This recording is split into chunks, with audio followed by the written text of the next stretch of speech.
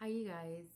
So, back with the story time, but of course, I'm going to give my verse, which is Philippians chapter 4, verse 13. I can endure all things through the one who gives me strength. And of course, we know the one that gives us strength is our God Almighty. So, that being said, that is extremely important. And I will say it every time I address or I give y'all one of my stories of the gang stalking because without God, I can guarantee you I wouldn't have been able to overcome or get through the things that I have got through. So I will always tell you the number one thing, the number one tactic to get back at these gang stalkers is to find your strength, and you're going to find your strength within God because the courage that I have gotten and the strength that I have gotten to overcome the things I have, I cannot even give myself not even a tad bit of credit because it's not me. It's all God. It's all God that I listen to and that you know, am obedient to. When I hear a voice in my head, which is my subconscious, that people are being like, it's your subconscious talking to you. Well, if that's what you believe, that's what you believe. I believe that it's God, giving me signs and telling me, hey, like, stand still or go ahead or go to this place. During the times of me being gang stalked, I quickly figured out, like, through what I feel like is God giving me signs is that the firehouse is a safe zone. Any school is a safe zone. And during this time where my children were staying at, which is with their father, that was a safe zone only because I knew or I felt like he may have been involved in it and I still don't know. So it's just hearsay, but or my conclusions or my thoughts. But I knew that at least to me, he loved our children more than he loved himself or me, so he wouldn't hurt me in front of my children. So those are my three safe zones. And I when I say schools, I mean any school.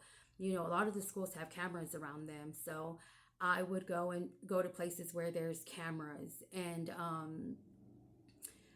so even whenever because there were times where I would have to sleep in my car, and I would always park at places where I knew that there were cameras, where I wasn't going to be in the way of the fire department, or I wasn't going to be in the way of like the schools if the schools were out. So I would find buildings that I knew had like cameras, and I would park right in front of these buildings, and I would park my car right in front where I knew the camera was facing me. So if anything, try to come at me or come towards me or anything, that I knew it was for sure going to be recorded. So that, of course, helped me also. But the story I'm going to give today is the warehouse that I was telling you guys that I worked at, where I felt like they were parading me around to the other warehouses, whether it was to drop off parts or pick up parts or whatever.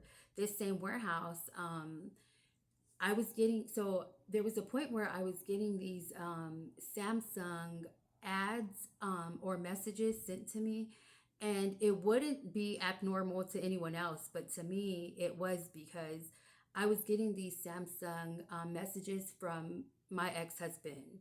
Like, it was showing his phone number and it was saying that they were being sent from him.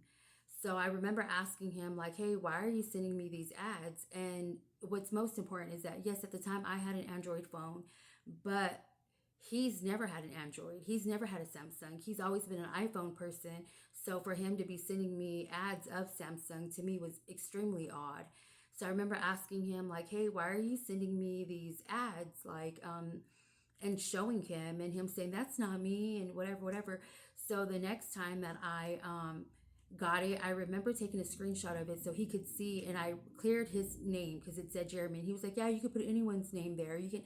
So I remember deleting his contact information from my phone so that way when the Samsung message came through again, I could screenshot where it's clearly coming from his phone number. So it's not just a name there, it's an actual phone number.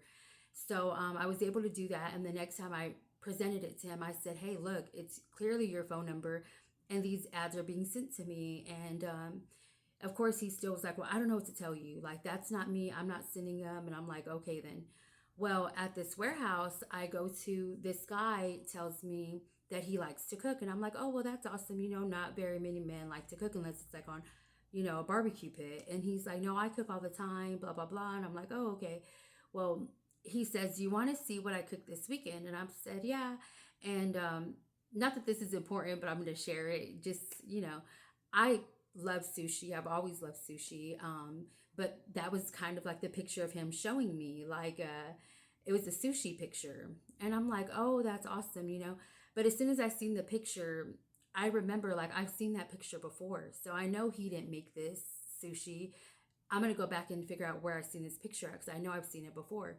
Well, I go to, and I thought that's where I'd seen it. So that's why that was the first place I went to. I went to one of the Samsung ads that I told you was coming from my ex husband's phone.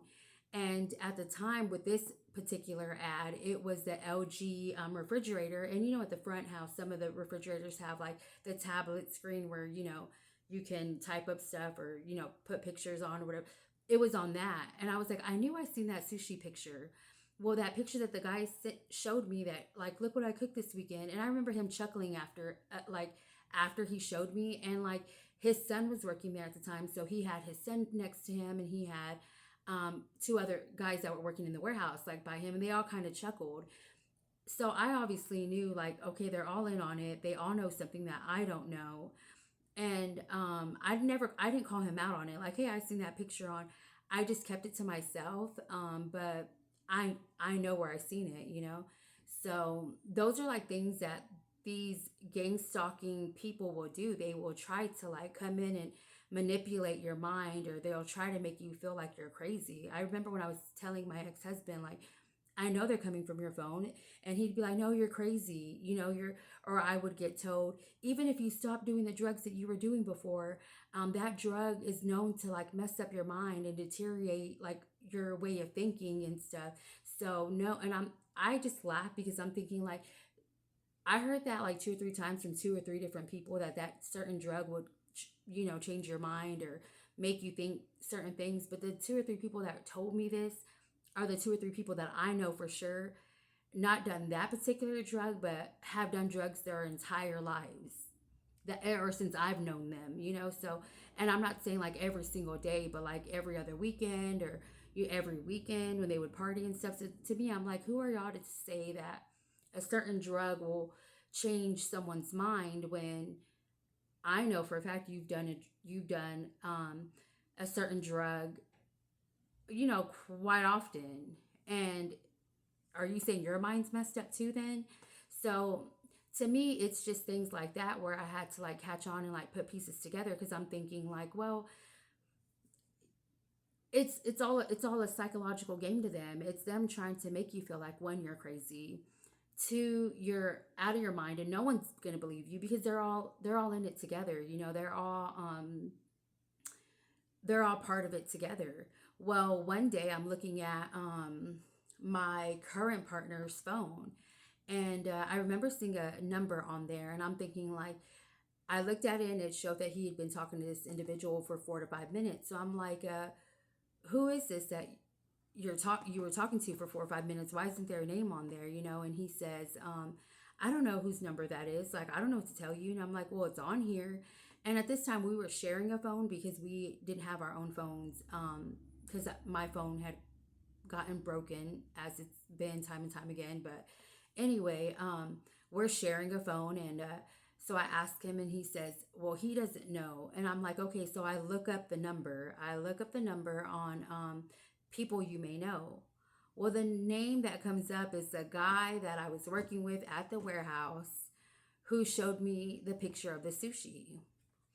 So I tell him like, that this name seems familiar, but I'm not for sure about the last name, but I know the first name and the initial is the same name that the guy tells me he is. And I remember him telling me his full name and me remembering like his, first and middle name. And so I tell him, and he's like, I don't know what to tell you. I don't know who you work with at that warehouse, blah, blah, blah. But I'm thinking like, okay, so now in my head, I know for sure the guy that showed me the sushi picture, which is the guy at the warehouse, my ex-husband who I'm getting the ads from, and then the current partner, like y'all must all be in it together, or something's going on that, you know what I mean? Because around the time that I seen this ad picture, like I said, maybe two days later is when I seen the number on my phone, on our phone, and I'm thinking like, I know I didn't call him. I don't have the guy's number. I don't. So I know that wasn't me talking to him. So so to me, I had to start just putting puzzle pieces together to see like who's involved, who's not, what's going on, and reassure. Not only that, because these people, when you have everyone telling you you're crazy, when you have everyone telling you it's in your head, you start sometimes to question that and believe that. And I had to like put myself in. It was like reassurance to me, like I'm not crazy, because it's weird that my current partner, my ex partner, who supposedly hate each other and cannot stand each other, choose to not get along with each other. Um, and then this person that neither one of them know, that I said, hey, the guy that I work with showed me this, and that, telling them the whole storyline, and they're saying they don't know. So for all three of them to be denying each other, but then they all seem all, come together with this one story is odd to me. And there's more stories similar to this, but it's just one of the things that I wanted to like share, because these are the things that these gang stalking groups do, because they seem to think that they're smarter than you. They seem to think that they're extremely arrogant people, to be honest. So for them to try to humble anybody, or to try to say we're going to knock her down because she's full of herself, or because she thinks she's all that, or because, look in the mirror, because they obviously are so arrogant that they think people are dumb, or people can't see through the mind manipulations, or that people they think they're God Almighty and they're not. And sadly, they're gonna figure that out. And I know, especially with me, if my community has not seen within the past month, within the past few weeks, or even the past few days, that I may look like I stand alone, but I definitely do not stand alone, because I have God Almighty, and I am humbly and forever grateful to God for the endurance that He's given me to be able to push through, to know that when I run through the fire, I'm not running alone, and I always have a shield of protection around me. And that's through God. I thank God every day for the alignment of angels that He sends with me every single day to walk through, for Him allowing my ancestors to be present and fight for me spiritually, and for Him, I always say God's the forefront of every war that or every obstacle, everything that I have to go through in life. God is the forefront of it, and He's the most important. So if you're being gang stalked, I will say it on every video. Please, please, please go to God. Please, please, please ask God for help. And God will most definitely come in, and He won't just come in, but He's going to show out while He's doing it. And remember, God deserves all the glory, because there's no way one human, one person can go against an entire community and people outside of my community, other people in other places, and not be touched. So all glory is always given to God, and it will always be given to God. But that being said, I hope you guys have a good day, and share the love, be kind, be nice, and yeah, worry about yourself. Stop worrying about other people. Worry about yourself, and maybe your relationship, and build a relationship with God.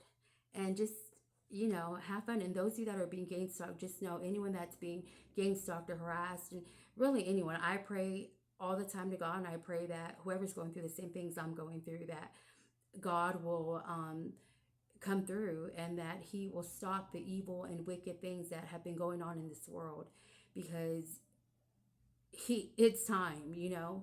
But that being said, yeah, you guys have a good day.